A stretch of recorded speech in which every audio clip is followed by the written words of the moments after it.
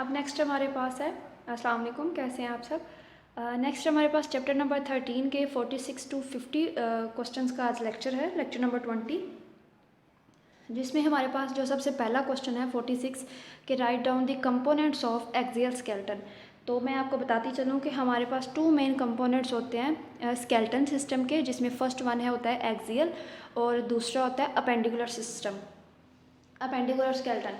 अब जो axial skeleton होता है ये हमारे अपर पोर्शन पे डिपेंड कर रहा होता है, और अपर पोर्शन में कितनी लेग्स कितनी बोन्स हमारे पास होती हैं उसके बारे में हम उसको हमने स्टडी कर रहे होते हैं एक्सियल सिस्टम स्केलेटन में। और लोअर पार्ट में हमारे पास कितनी बोन्स वगैरह होती हैं हम उसको अपेंडिकुलर सिस्टम स्केलेटन में डिस्कस कर रहे होते हैं। तो सबसे पहले हमारा शॉर्ट क्वेश्चन है एक्सियल स्केलेटन कंपोनेंट्स। तो सबसे पहले हमारे पास जो एक्सियल स्केलेटन में बोन्स होती हैं वो 80 बोन्स होती हैं, मतलब 80 बोन्स हमारे एक्सियल स्केलेटन में होती हैं, जिसको हमने फर्दर 5 पार्ट्स में डिवाइड किया हुआ है।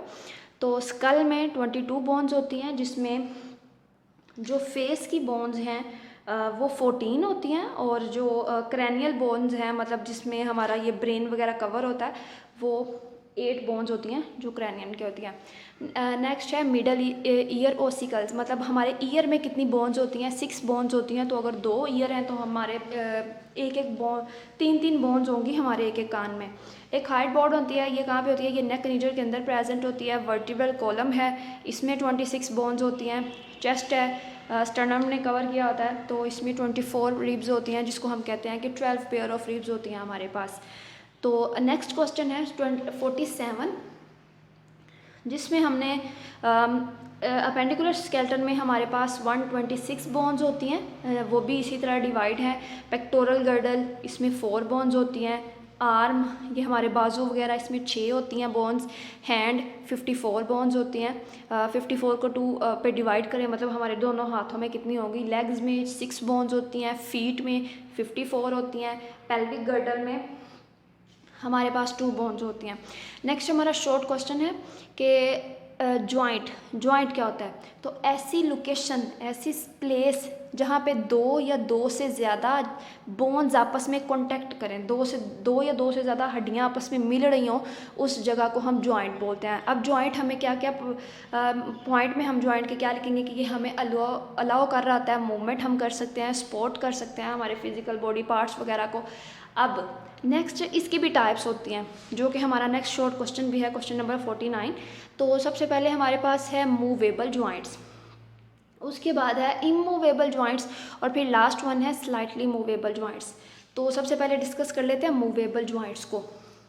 ऐसे जॉइंट्स जो वैरायटी ऑफ मूवमेंट शो कर रहे होते हैं, मतलब हम किसी भी डायरेक्शन में अपना हाथ मूव कर सकते हैं, अपनी लेग मूव कर सकते हैं, तो ऐसे जो जॉइंट्स होते हैं वो मूवेबल जॉइंट्स होते हैं। तो इसमें हमारे पास जो एग्जांपल है वो है शोल्डर जॉइंट की और हिप जॉइंट की। अब नेक्स्ट हमारे पास है इमूवेबल जॉइंट्स। कौन से होते हैं? ऐसे जॉइंट्स जो कोई भी मूवमेंट शो नहीं कर रहे होते, मतलब कोई भी किसी भी तरह की मूवमेंट की इजाज़त नहीं दे रहे होते। तो हमारे पास स्कल बोन्स है, मतलब जिसने हमारा ब्रेन को कवर किया हुआ है, वो वाली बोन्स मूवमेंट नहीं करती। स्लाइटली मूवेबल जॉइंट्स, ऐसे जॉइंट्स जो थोड़ी बहुत मूवमेंट करते हैं, ठीक है, उनको हम स्लाइटली मूवेबल जॉइंट्स बोलेंगे, जिसमें हमारे पास एग्जांपल है वर्टिब्रा की। अब हमारे पास ये तो था क्वेश्चन नंबर 48 और 49, जिसमें हमने जॉइंट्स वगैरह के बारे में पढ़ा और ये बताया कि जॉइंट्स की कितनी टाइप्स होती हैं, 3 टाइप्स होती हैं। अब हमारा जो लास्ट शॉर्ट क्वेश्चन है, जिसमें हमारे पास जो है ऑस्टियोप्रोसिस, डिफाइन ऑस्टियोप्रोसिस। तो ऑस्टियोप्रोसिस क्या है कि बोन की एक डिजीज़ है। इसमें क्या होता है कि ऐसे पेशेंट जिनको ऑस्टियोप्रोसिस होता है, स्पेशली वुमेन्स में होता है या फिर ओल्ड वुमेन्स में होता है। अब ये डिज़ीज़ में होता क्या है कि जो उनकी बोन होती है ना, उसमें कैल्शियम और फास्फोरस की कमी होना शुरू हो जाती है, या लैक ऑफ फास्फोरस होना शुरू हो जाती है। अब इसके कह लें कि इसके कॉजेज़ क्या हैं? माल न्यूट्रिशन, ठीक है, या फिर लैक ऑफ फिज़िकल एक्टिविटीज़ के कोई काम वगैरह ना करें तो इस वजह से भी ये बीमारी हो जाती है। या एस्ट्रोजन हार्मोन, ये एस्ट्रोजन हार्मोन होता है, फीमेल्स में सीक्रेट आउट होता है। तो ये जो हार्मोन जब इसकी डेफिशिएंसी हो जाए तब भी वो ऑस्टियोप्रोसिस होना शुरू हो जाती है। जो कैल्शियम स्टोर होती है वो बैकवर्ड मूव करना शुरू हो जाती है, मतलब बोन से निकल के ब्लड में जाना शुरू हो जाती है। या फिर ग्रोथ हार्मोन, ये भी हार्मोन होता है ये थ्रू आउट मैन और वुमेन सब में होता है, ग्रोथ हार्मोन जो ग्रोथ को प्रमोट कर रहा होता है।